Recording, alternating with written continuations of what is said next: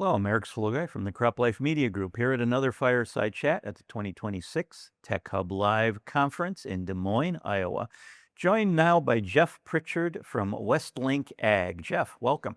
Thank you, Eric. Good to be here. Yeah, so again, you represent ag retailers in the western part of the United States, or across the United States, basically, as a group, a buying group. That's correct. But I'm here to talk about the fertilizer situation, because I know that's something that you follow on behalf of your members and are very, you've been on several of my CropLife Retail Week videos, and we've talked about this topic. But I guess I'll have to ask you, as we sit here on July 22nd, 2026, what's the situation today? Because I know, we were talking just before we came on. The video we did 3 weeks ago, I think half the information we talked about is now outmoded or outdated. So what's the update today for the audience? Well, yesterday, as we were just talking about, the Trump administration has intended to put some additional tariffs on Canada, which is a big supply source for us for pretty much all the fertilizer we use in the U.S.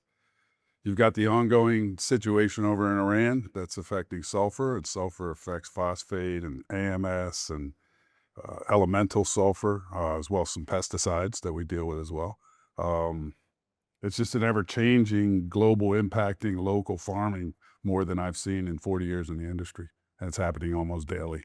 I wasn't saying, how are your members keeping up with this? I mean, I would be getting whiplash from all this back and forth. I mean, depending on what day of the week it is, there's a different set of circumstances I got to deal with. It really puts you in a tough position. And a lot of it depends on what time of year you're dealing with. When you're coming into like January, February, and the uncertainties we were dealing with at that time, you're right ahead of planning. You have to make sure the bins are full and farmers have availability to your crop nutrition needs.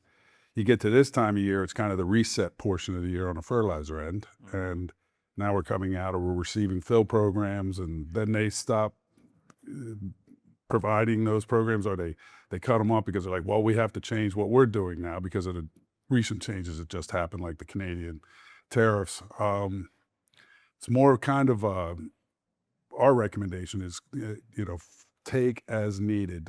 Don't try to get ahead of your skis and try to outthink a market that you have no control over. Okay. All right. So those are the I was going to ask you next about the recommendations. I mean, obviously your folks, the folks you're working with at Westlink Ag, obviously trying to help the members as best you can. So, I mean, are there 2 or 3 pointers, recommendations you're making as folks are working through the 2026 fall application season? And what advice are you giving them for planning ahead for spring 2027? That's a loaded question. Yeah, okay.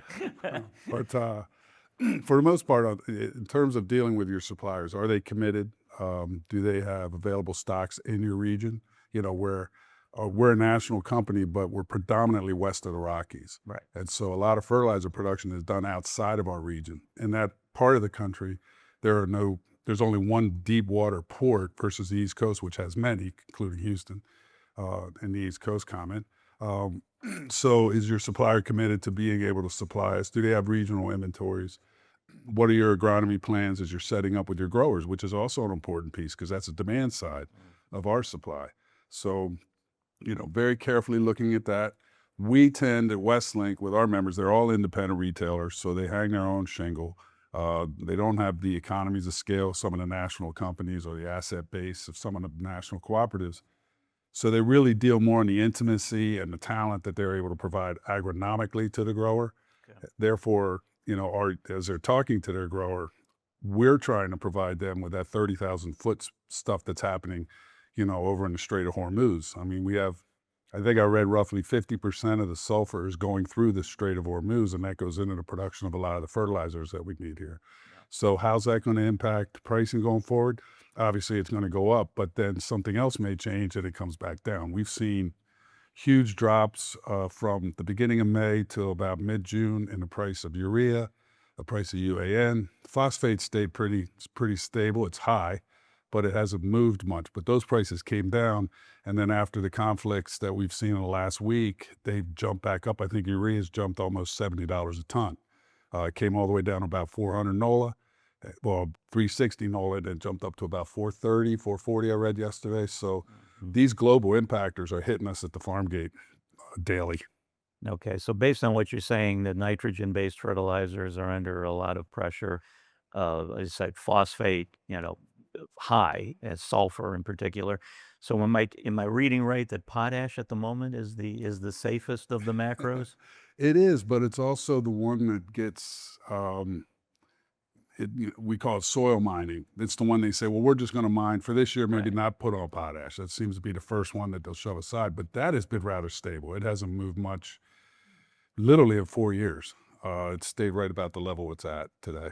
Well, I do have to ask you though, because I know back on July 1st, the United States Mexico Canada trade agreement was not renewed. So now there's negotiations going on with that. And I know based on the numbers, I forget, I think it's like 70 or 80% of the potash we get in the United States comes from our friends in Canada. Yep. So is this going to be a tipping point for potash moving forward? Oh, most certainly will. We're fortunate as a company that's based in the PNW that a lot of the mines that provide us potash are right in the state of Utah. So there's a little stability there for us, but I think we also suffer because we don't have, as I said earlier, the locality of nitrogen production. So we have to rail that out. And that is also a complex scenario, transport of these products out to the market. So yeah, definitely. It's going to affect potash pricing. We might see a bump. Okay, so we've been talking about the macros, but again, I don't want to be negligent. So micronutrients, how are they faring in this environment? Well, they're getting a serious look. We were talking last night over dinner that, some of the micronutrients, if you want to go as far as biologicals, biostimulants, et cetera, are getting a lot more serious look because continuing to do things the same way and expecting different results. We all know who came up with that Sanity. phrase, Yeah, right? right. Yeah. So we call it alternatives to standard and start looking at other ways that we can get out of this tough position we get ourselves into when we have limited suppliers and such global impactors affecting pricing at the local level. So yeah, we are looking at various products, be they micronutrients, alternatives to MAP in the West. That's an important form of dry phosphate Hmm. that we use.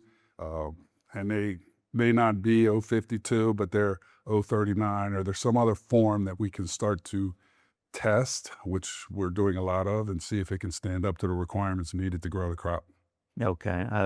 I guess sort of a more forward-looking question regarding that quest for alternatives to traditional fertilizers in agriculture.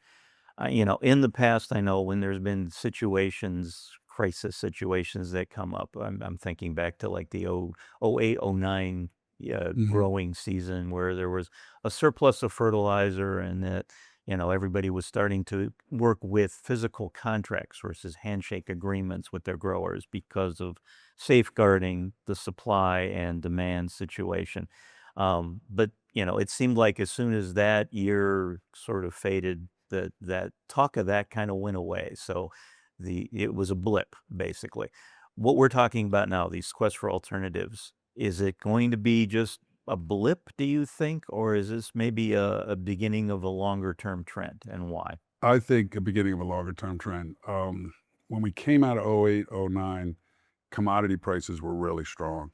Mhm. If you think back to that time frame, I think soybeans were $14, trading up as high as 17 at one point. Corn was in the $7, $8 bushel range. We've seen a good 18 months now where corn's down at 425, 430. Soybeans are looking good now. They're around 12, but wheat is still Oh, 650, yeah, right, six, and right. wheat is obviously an important crop disappearance for nitrogen. So I think that it's going to stick because farmers are really in a tough spot. We've made it through the first half of 2026. Now we're entering the 2027, uh, so to say, fertilizer season. And with commodity prices continuing to be compressed, and I don't see anything that's going to improve them. Soybeans bumped a little bit. Maybe that's because China started taking some of their commitments. But I think that this is going to be driven at the root level, and any kind of change is going to occur at the farm and it's going to stick. Okay. So for the retailer sitting here listening to us talk, what's the big takeaway you would give them going into planning for fertilizer supplies as we move forward through the next year? Get as close to your farmers as you can. Understand their financials, seriously as you sit down and write the agronomy plans going into 27.